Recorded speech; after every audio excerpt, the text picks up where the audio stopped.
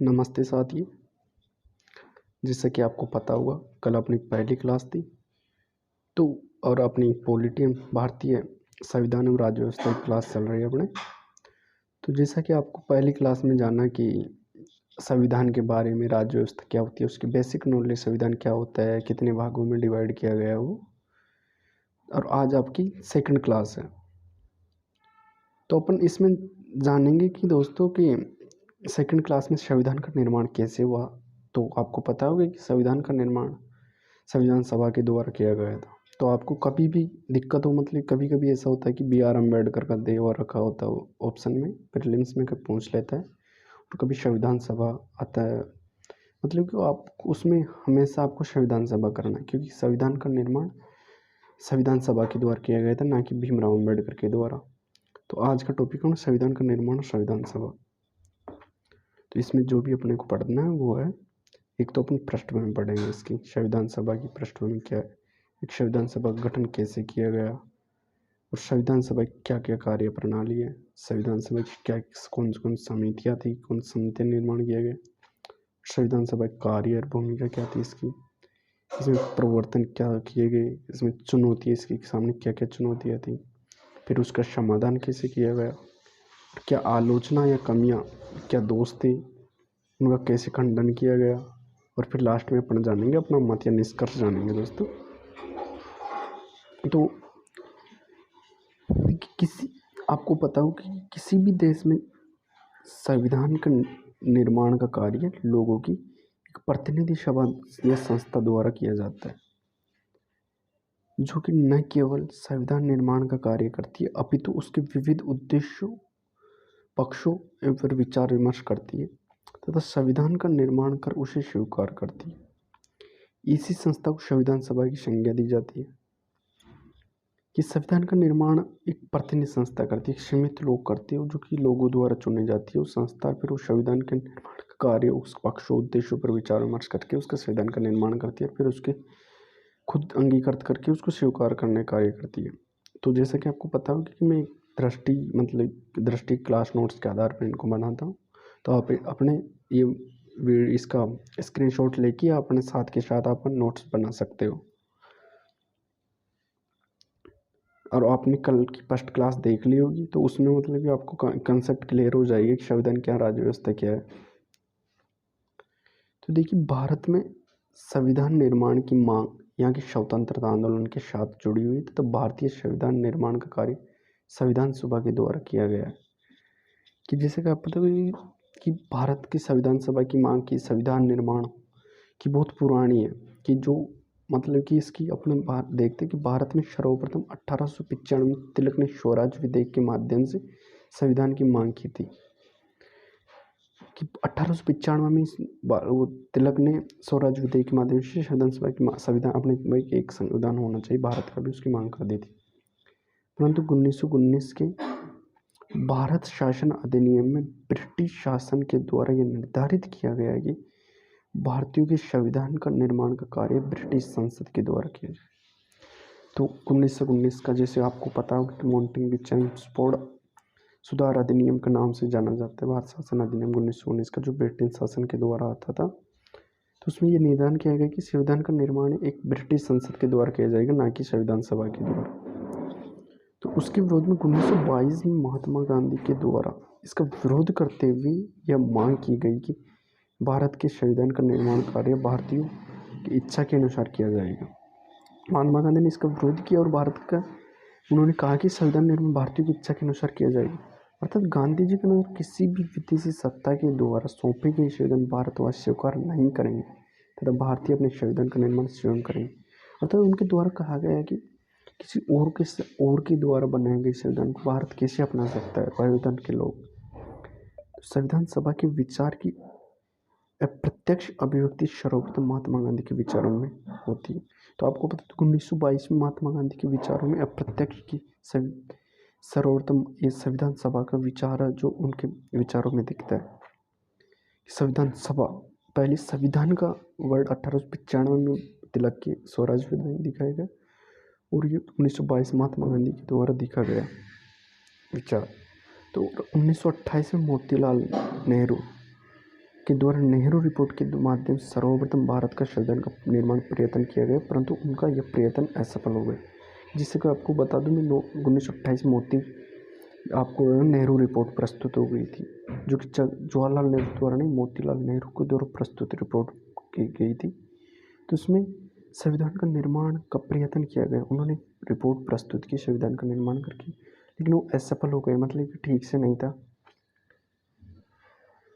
तो अब आपको ध्यान होगा कि साथ के साथ स्क्रीनशॉट ले लेना या आप क्लास नोट्स बनाते चलिएगा, क्योंकि ये क्लास नोट्स है। तो आप मतलब कि अपनी यूपीएससी के अगर घर बैठे प्रिपरेशन कर रहे हैं तो आप बहुत अच्छे से प्रिपरेशन कर सकते हो बिना कोई कोचिंग के, यूट्यूब के माध्यम से।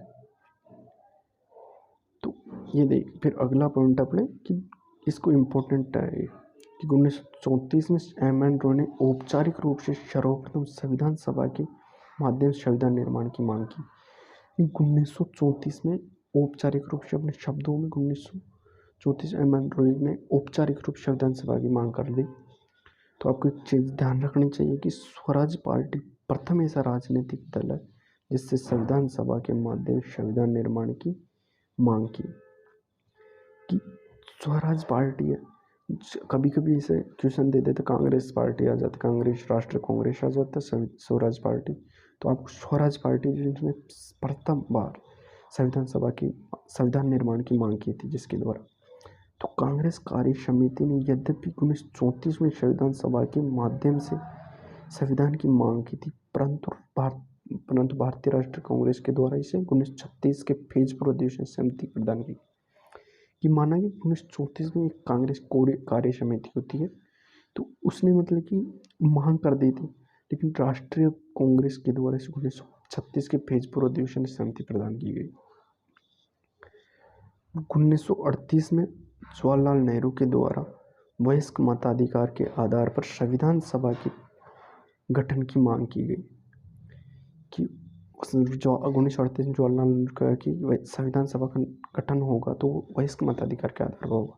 जैसे आप पता होगा कि वयस्क मताधिकार से अभिप्राय है कि बिना किसी भेदभाव के एक निश्चित आयु में सभी व्यक्तियों को समान रूप से मत देने के अधिकार से, अर्थात एक व्यक्ति एक वोट का सिद्धांत, ये वयस्क मताधिकार की परिभाषा है।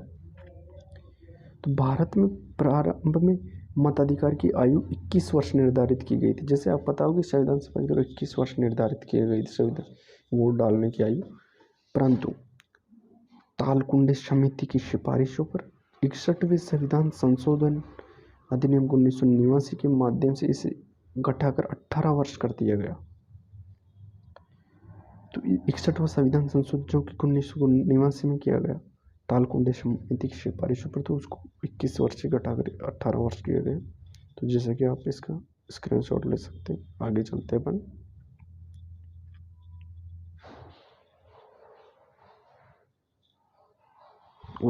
अगला पॉइंट है कि अगस्त 1940 में ब्रिटिश शासन के द्वारा संविधान सभा के माध्यम से भारतीय संविधान निर्माण की मांग को अस्थायी मंजूरी प्रदान की।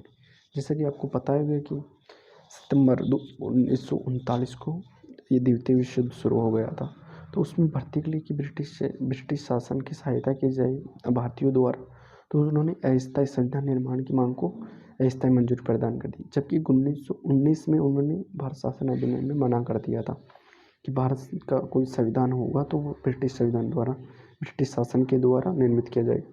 तो देखिए कि जैसे अगला पॉइंट है कि 1942 के क्रिप्स मिशन में कि 19 ये हो गया था अपने कि 1942 क्रिप्स मिशन भारत आया था अपना, तो उसके अनुसार भारतीयों के संविधान के निर्माण की मांग को पूर्ण मंजूरी प्रदान की गई। अर्थात ब्रिटिश शासन के द्वारा यह निर्धारित किया गया कि युद्ध के पश्चात भारतीय जनता वयस्क मताधिकार संविधान सभा गठन करेगी और भारत के संविधान का निर्माण करेगी। और अगला है कि 1946 में कैबिनेट योजना के अंतर्गत भारतीय संविधान सभा का गठन किया गया तथा संविधान सभा के भारत के संविधान को मूर्त रूप प्रदान किया गया।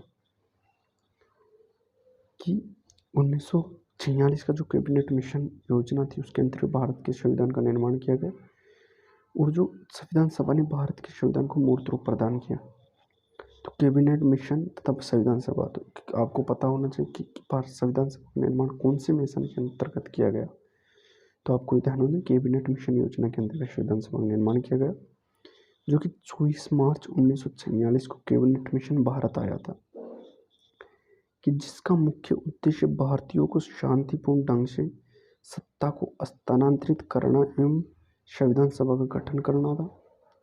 इसके अंतर्गत कुल 3 सदस्य थे, जो कि लॉर्ड पैट्रिक लॉरेंस इसके अध्यक्ष थे, सर स्टेफर्ड क्रिप्स जो कि 1942 वो भी इसके सदस्य थे, और एवी अलेक्जेंडर, 3 सदस्य जो कैबिनेट मिशन योजना के अंतर्गत भारत आए थे, जिसे आप इसके स्क्रीनशॉट ले सकते हैं।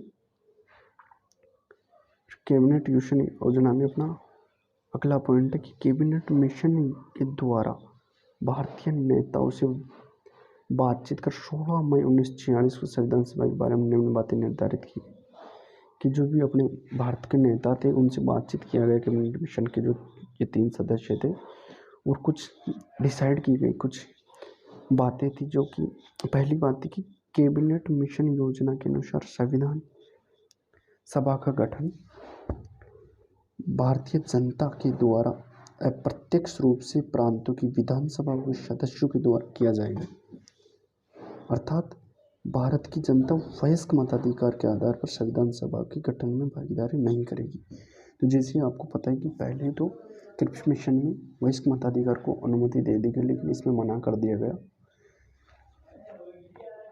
और फिर दूसरा इसका दूसरा पॉइंट था कि कैबिनेट मिशन योजना के अनुसार संविधान सभा की कुल सदस्यों की संख्या 389 होगी, 389 होगी कि संविधान सभा की कुल सदस्यों की संख्या, जिनमें 292 ब्रिटिश प्रांतों से, 93 देशी रियासतों से तथा 4 चीफ कमिश्नरी क्षेत्रों से होंगे, जिनमें 4 चीफ कमिश्नरी क्षेत्र में शामिल थे दिल्ली, अजमेर, मेरवाड़ा हो गया, कुर्ग हो गया, बलूचिस्तान हो गया, जो कि चीफ कमिश्नरी क्षेत्र थे अपने 4।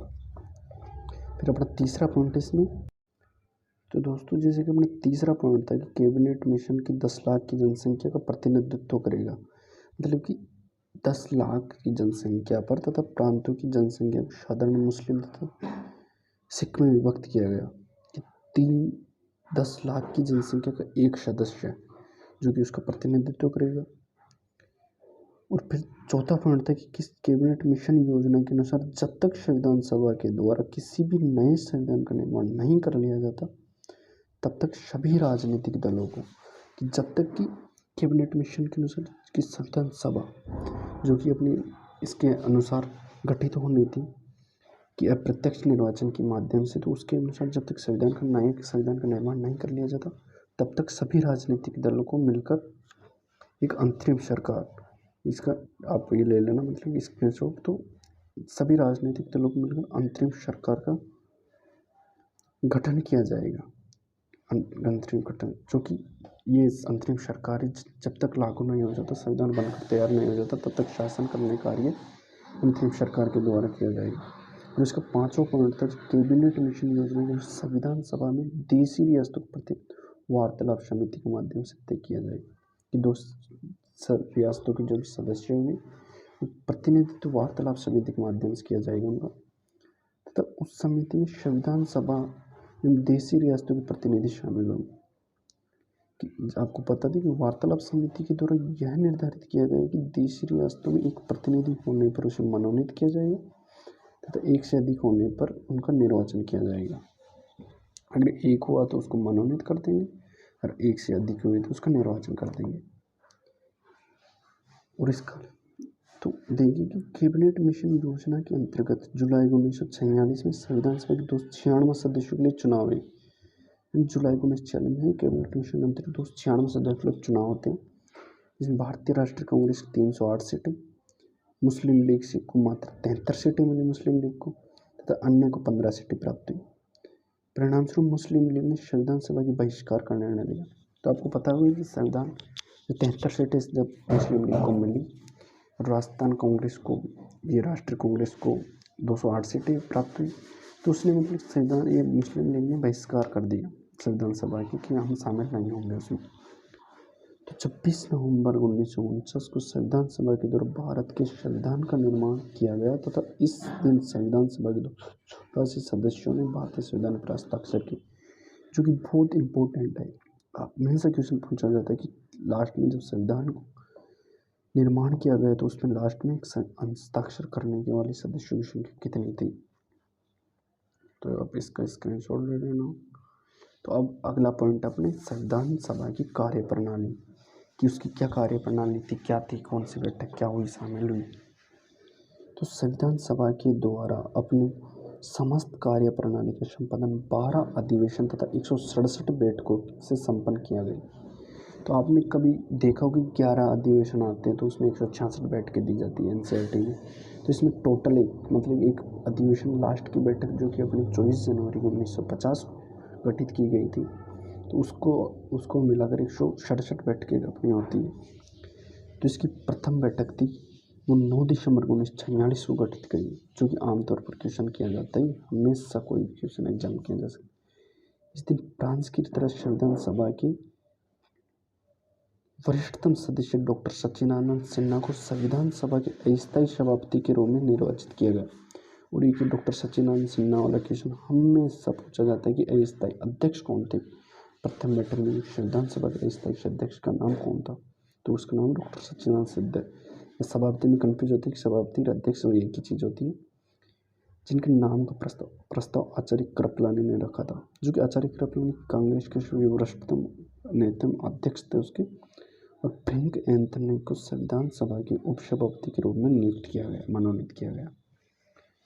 और इसके अस्थायी अध्यक्ष अस्थायी अध्यक्ष में उपसभापति या उपाध्यक्ष जो कि फ्रैंक एंथनी को मनोनीत किया गया।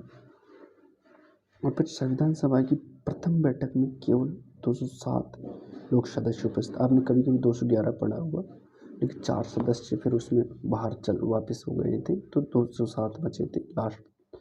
तो कभी अगर 211 भी आ जाए तो 207 ऑप्शन में नहीं है तो आपको 211 ही करना है।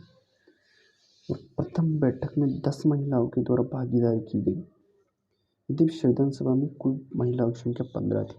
और ये भी प्रीलिम कभी कभी क्वेश्चन पूछ लिया जाता है, फैक्ट अगर पीसीएस में पूछ लिया जाता है कि भारत संविधान सभा में कुल महिलाओं की संख्या कितनी थी, तो आपको आंसर होगा कि 15 थी। लेकिन प्रथम बैठक में 10 महिलाओं ने भागीदारी की थी। तो महिलाओं के नाम लिस्ट बना सकते हैं आप, कौन कौन सी महिलाओं थी। अगर 2-4 महिला के नाम पूछ लिए जाए कि इनमें से कौन सी सदस्य नहीं थी, तो आपको फिर 10 महिला पूरे 15 महिला को नाम याद रहना चाहिए। तो महिला तो इसमें महिला का नाम हो गया, दिनांक और निर्वाचन क्षेत्र हो गया। तो पहली महिला थी अमोद स्वामीनाथन, जो कि 9 दिसंबर 19 प्रथम बैठक में मद्रास निर्वाचन क्षेत्र से थी। दूसरी का नाम था दाक्षायणी वेलायुधन, जो 9 दिसंबर 1946 को भी प्रथम बैठक में शामिल थी, जो मद्रास निर्वाचन क्षेत्र से थी। और तीसरी महिला का नाम जी दुर्गाबाई, जो कि दिनांक 9 दिसंबर 1946 प्रथम बैठक में जो मद्रास निर्वाचन क्षेत्र से थी। चौथी महिला अंसा मेहता, जो कि 9 दिसंबर 1946 को प्रथम बैठक में शामिल हुई थी, बम्बई निर्वाचन क्षेत्र से थी। और पांचवी महिला थी अपनी मालती चौधरी, जो कि 9 दिसंबर 1946 प्रथम बैठक में शामिल हुई थी, उड़ीसा निर्वाचन क्षेत्र से। छठी थी सुचिता कृपलानी, जो कि 9 दिसंबर 1946 प्रथम बैठक में शामिल हुई थी, संयुक्त प्रांत निर्वाचन क्षेत्र जो कि वर्तमान यूपी है। सातवीं थी पूर्णिमा बनर्जी, जो कि 9 दिसंबर 1946 को प्रथम बैठक में शामिल थी, जो संयुक्त प्रांत से थी, निर्वाचन क्षेत्र शामिल थी। कमला चौधरी आठवीं, जो कि 9 दिसंबर 1946 प्रथम बैठक में शामिल, जो संयुक्त प्रांत से थी। विजयलक्ष्मी पंडित, जो 17 दिसंबर 1946 को शामिल हुई थी, प्रथम बार संयुक्त प्रांत से थी वो भी। 10वीं का नाम बेगम एजाज रसूल, जो कि 14 जुलाई 1947 को शामिल हुई थी, वो भी संयुक्त प्रांत से थी अपने। 11वीं का राजकुमारी अमृत कौर, जो 11 दिसंबर 1946 को शामिल हुई थी, जो मध्य प्रांत में बरार से निर्वाचन क्षेत्र से थी। और 12वीं का नाम है सरोजी नायडू, जो 9 दिसंबर 1946 प्रथम बैठक में शामिल थी, जो बिहार निर्वाचन क्षेत्र से थी। लीला रे, जो 9 दिसंबर 1946 को शामिल हुई थी प्रथम बैठक में, जो पश्चिम बंगाल निर्वाचन क्षेत्र से थी। 14वीं का नाम है रेणुका रे, जो कि 14 जुलाई 1947 को शामिल हुई थी अपनी प्रथम बार, जो कि पश्चिम बंगाल निर्वाचन क्षेत्र से थी। 15वीं लास्ट महिला थी एनी मस्क्रीन, 29 दिसंबर 1948 को प्रथम बार शामिल हुई संविधान सभा में, जो कि त्रावणकोर एवं कोच्चि संघ से निर्वाचन क्षेत्र शामिल थी। और अपनी दूसरी बैठक, जो कि संविधान सभा की दूसरी बैठक 10 दिसंबर 1946 को गठित हुई, तो इस दिन संविधान सभा के अस्थायी अध्यक्ष के निर्वाचन की विधि तथा कार्य संचालन की नियम समिति, जो कि संविधान की प्रथम समिति थी, के गठन के लिए विज्ञप्ति जारी की गई। कि इस दिन मतलब कि जो भी अध्यक्ष के निर्वाचन की कौन सी विधि होगी, कार्य संचालन की कोई भी नियम समिति होगी, तो इसमें जो प्रथम समिति थी कार्य संचालन, तो उसकी गठन विज्ञप्ति जारी की गई। और अपनी तीसरी बैठक थी जो कि 11 दिसंबर 1946 को गठित हुई थी। इस दिन डॉक्टर राजेंद्र प्रसाद को संविधान सभा के स्थायी अध्यक्ष के रूप में निर्वाचित किया गया। जो कि अक्सर क्वेश्चन पूछा जाता है कि स्थायी अध्यक्ष जो कि डॉक्टर राजेंद्र प्रसाद को गठित किया गया, इस तो उसकी कौन सी बैठक में उनको अध्यक्ष बनाया गया, स्थायी अध्यक्ष, तो अपना आंसर हो जाएगा तीसरी बैठक में। और जैसे कि आपको कि अपने राजेंद्र प्रसाद जो कि स्थायी अध्यक्ष ने वो गठित किए गए, तो उनका नाम का प्रस्ताव आचार्य कृपलानी ने रखा था। इस पर इसकी सहमति मतलब कि इसका समर्थन किया था सरदार पटेल जी ने। और संविधान सभा की नियम समिति का गठन भी उसी दिन मतलब कि तीसरी बैठक को किया गया। और इस दिन ही संविधान सभा में एस.सी. मुखर्जी तथा वी.टी. कृष्णाचार्य को उपाध्यक्ष के रूप में निर्वाचित किया गया। और फिर चौथी बैठक जो कि 12 दिसंबर 1946 को हुई थी, तो इस दिन उद्देश्य प्रस्ताव को रखा जाना था, परंतु सदस्यों के अनुरोध पर अगले दिन के लिए इसे टाल दिया गया। कि जो कि भारत में अक्सर अपन देखते हैं कि शुभ कार्य वो कुछ डेट को कि ऐसे वो किया जाता है कि कौन से करना चाहिए, आज करना चाहिए, तो इस कारण से इसको टाल दिया गया। और अपनी पांचवी बैठक जो कि 13 दिसंबर 1946 को गठित हुई थी, इस दिन उद्देश्य प्रस्ताव कि इस दिन जवाहरलाल नेहरू के द्वारा उद्देश्य प्रस्ताव रखा गया। कि वो कौन सी बैठक थी, पांचवी बैठक 13 दिसंबर 1946 गठित हुई थी। इस दिन उद्देश्य प्रस्ताव रखा गया, जिसके अंतर्गत कुल 8 उद्देश्य निर्धारित किए गए। इसके अंतर्गत अपने जो कुल उद्देश्य थे वो 8 उद्देश्य थे, लेकिन डॉक्टर भीमराव अम्बेडकर एम.आर. जयकर के विरोध के कारण यह प्रस्ताव तुरंत पारित नहीं हो सका। डॉक्टर भीमराव अम्बेडकर ने कहा कि जो मुस्लिम लीग है क्या पता वो बाद में आई जाए, इसलिए उसका विरोध किया गया भीमराव अम्बेडकर एम.आर. जयकर के द्वारा, तो उसको विरोध पारित नहीं हो सका जवाहरलाल नेहरू के द्वारा। और फिर 22 जनवरी 1947 को जब मतलब कि कर लिया गया एक महीने तक वेट, तो फिर संविधान सभा के द्वारा दोबारा उद्देश्य प्रस्ताव पारित किया गया, जो कि वर्तमान भारतीय संविधान प्रस्तावना के रूप में कार्य। कि आपने देखा कि जो उद्देश्य प्रस्ताव था वही आज प्रस्तावना के रूप में विद्यमान है भारत में, जहाँ से संविधान निर्माता के मत की अभिव्यक्ति होती कि जो संविधान निर्माता क्या मत थी उसकी अभिव्यक्ति अपने इसके द्वारा उद्देश्य प्रस्ताव उसके द्वारा होती था। तो उद्देश्य प्रस्ताव एवं प्रस्तावना मिलकर भारतीय संविधान के दर्शन को व्यवहारिक रूप प्रदान करते हैं। तो देखिए कि आप इसका स्क्रीनशॉट ले सकते हैं तो कि अपन अब नेक्स्ट क्लास में जो बाकी रह गए अपने टॉपिक को नेक्स्ट क्लास में करेंगे। तो थैंक यू दोस्तों।